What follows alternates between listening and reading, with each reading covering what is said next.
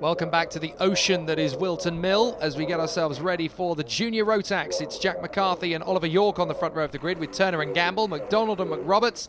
Row 4 is Apps and Hoggard, row 5 is Hudson and Simons. Look in the lower end of the grid, Ethan Ling, the C-plate, the Welsh champion P16, Josh Skelton starting from 18th, Zach Fulk from 21st, the O-plate Harrison Thomas starts from 27th. Let's see him fly through the grid, and we got a non-start on the front row of the grid. Oliver York from P2 looks like he's dropped back to around about 10th place. The man that's got away well though is Jack McCarthy, the championship leader, and he is clear at the moment, but for how long in these conditions? Yeah, York you can just make out there, Jake, on the orange helmet. Oh, that's Simmons. Simmons has gone around in Christmas corner. Looks like he got a little bit of a tap from behind there. I was going to say, just look at the volume of the standing water. And there's a little bit of a nudge there in the battle for second position as Tom Gamble got a little bit of a punt there from the man in third position sitting just behind him. That is the 33 of Jonathan Hoggard. Fourth position, that is McRoberts, as Brown-Nutley, I think that is, making a move up into about 6th or 7th position. But Dean McDonald is currently the man sitting in P5, and he is, of course, a championship favourite. Yeah, the leader in the championship is Jack McCarthy, race leader and championship leader. The man challenging, well, the men challenging, I should say, are Dean McDonald. Dean looks like he's down there in 6th place. And Harrison Thomas has had a bit of a nightmare weekend for KR Sport, to be fair. And he's dropping out of contention rapidly. But so it's still Jack McCarthy who's out front in this race and leading the championship. And looking like, if things stay like this, he could bag himself a nice championship lead going to the final round. Not so much standing water at this part of the circuit. I've walked the track a lot here at Whilton Mill, and it's obviously a lot more uphill on the far side of the circuit than it is down on the straight, where a lot of the standing water will collect, and that is providing a lot closer a battle. That's McDonald! McDonald's gone around! He was up to 5th position. McDonald is now in major trouble here. And he's had to drop all the way to the back of the field. He's had to let all the carts pass, at least most of them anyway. And Dean McDonald's challenge for the championship. It's not over at the moment, but that's his championship challenge right there. That's the man he's challenging as the 6 carts gets a warning flag as they go across the line. That's Josh Skelton getting a warning for something.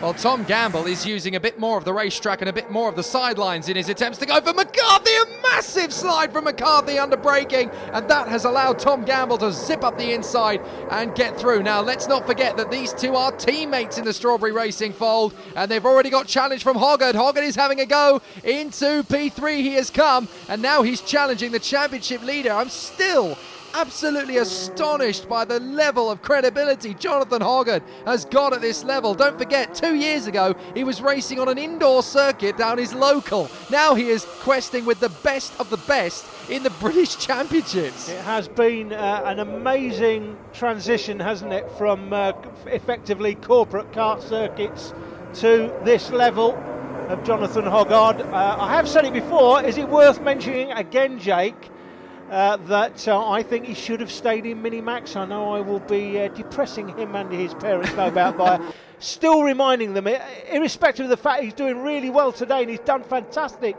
in this championship this season, I still think he would have been the man to beat in Minimax if he'd have stayed there. Jordan Brown-Nutley on the 17th, meanwhile, is up to 4th place from 17th. A fantastic drive here by Jordan. He's well on it.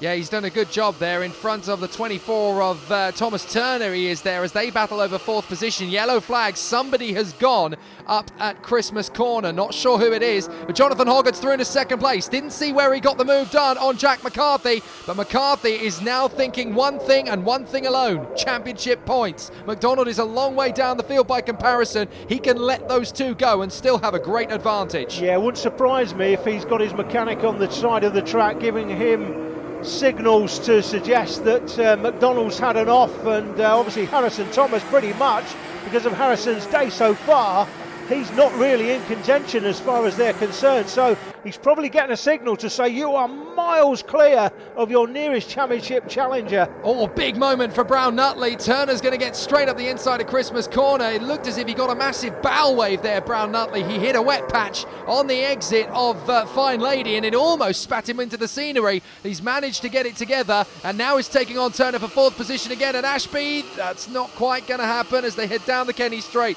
into Parker, once again the left-hander, and there's another off the circuit by the look of it. To come down into Chapman, this little hairpin, and he's Jordan Brown-Nutley, so he's there in 5th place, Jake, I think it is? I think it is 5th position, you're absolutely right, down behind Turner as they try and close in on the 3rd place man, Jack McCarthy. And from his point of view, Jack just needs to sit in position and allow this race to happen while Jonathan Hoggard closes up on Tom Gamble in the 3. Brown-Nutley is trying to get back on terms with this man, the 24 Thomas Turner, currently running in 4th position. Look at the severity of the rain. It's only getting worse, if anything, not better, and every single driver out there is on the ragged edge. Yeah, it had stopped temporarily, but it's falling again now, so you can see the rooster tails coming up off the rear of the karts. That's Turner, runs a little bit wide. Brown-Nutley's got him surely this time.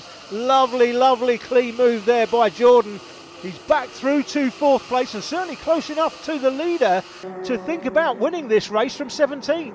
He's done an absolutely cracking job so far. He's in front of Thomas Turner, but look behind them both. Here comes Oliver York. Yorkie is on a charge here, the 30, and he is pushing very hard indeed to try and get a podium after starting this race from the front row. Later into the race, and you can see the battle is really stepping up as Hoggard has got himself, I think that's the lead of the race, isn't it? Not quite, 2nd place. If Oliver York, by the way, doesn't get sponsorship from Yorkie chocolate bars, I will be absolutely amazed, not least because he's had that on his helmet previously. If they don't sponsor him at some point in motorsport, I'll be amazed. Well, down the straight, this is Brown-Nutley now making a move into 3rd position past Jack McCarthy. Now, Jack just needs to let him go there. He doesn't want to get into too much of a fight. Too right, doesn't want to get too involved, Jack here. He'll be getting the signals. Here comes Brown-Nutley again, and Jack goes with him and drops Jonathan Hoggard back a couple of places in the one turn. And that's exactly why he doesn't want to get too involved in the battle. He was very clever there. He allowed Jordan Brown-Nutley to get into the battle with Hoggard and created himself a place back. Hoggard's got a problem, Jake. Hoggard has definitely got a problem. He's got some sort of mechanical issue.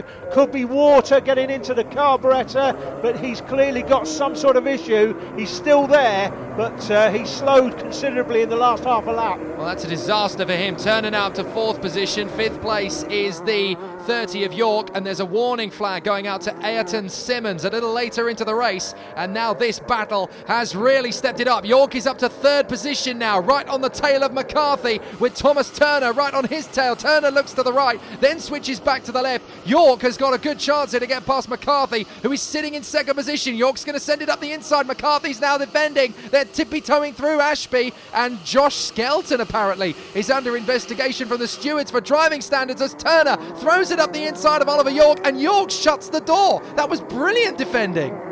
Now Jack McCarthy, Oliver York again will know that Jack McCarthy is a championship leader at this stage of the season.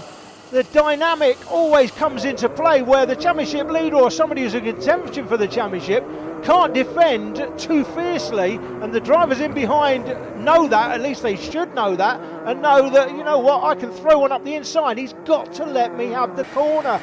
That is the dynamic that's going on here between Jack McCarthy, who's currently there in front of Oliver York, but for how long? York's got to throw one up the inside here.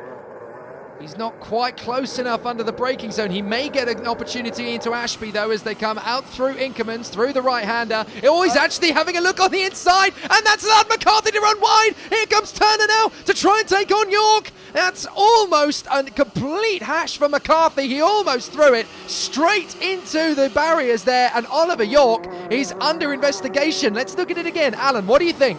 Well, just watch Jack McCarthy's neck here. There, bang, just gives him that little tap. And the fact that his neck snapped back, you've got that marshal right there looking at it. And I think the marshal has called that, and he's been on the radio apparently saying there's been contact by 30 into kart 4. But fastest lap's been set by Jordan Brown-Nutley, but here on the last lap, it's Tom Gamble that takes a comfortable victory, and there's the mechanical flag for Jonathan Hoggard. He's finally had to leave the circuit. Scott Snell was the leading rookie, currently 7th, started P14. Miles Apps currently 8th, but as you'll see from the results, Jake, it is Oliver York that's been given a penalty for the contact. That is disastrous. Gamble then crowned the winner from Brown-Nutley, and Thomas Turner up to 3rd place. Jack McCarthy is 4th. Damage limitation for him. Alex McRoberts and Scott Snell from Miles Apps, and that 5th-place penalty for Oliver York in front of Zach Falk and Rory Hudson. Domination in the rain. Good work from Tom Gamble. It was tricky conditions out there, wasn't it? Just tell us how hard it was at the start to get round, just to even stay on the track. Yeah, it was really hard, and especially the visor, it kept steaming up, so it was really hard to see. Obviously, it's a really hard track to overtake in the wet because it's just curb everywhere. But yeah, once I did get past Jack, it was a lot easier to get away. Yeah, and once you got into that lead, it was just head down for yourself, and you managed to pull away such a huge lead. Yeah, that's the thing. Wouldn't you you got no spray in your eyes, you can get away and go. Hello. 2 more races to go, and they might be joined by Noah's Ark if this rain keeps going. Senior Rotax is up next here at Whilton Mill.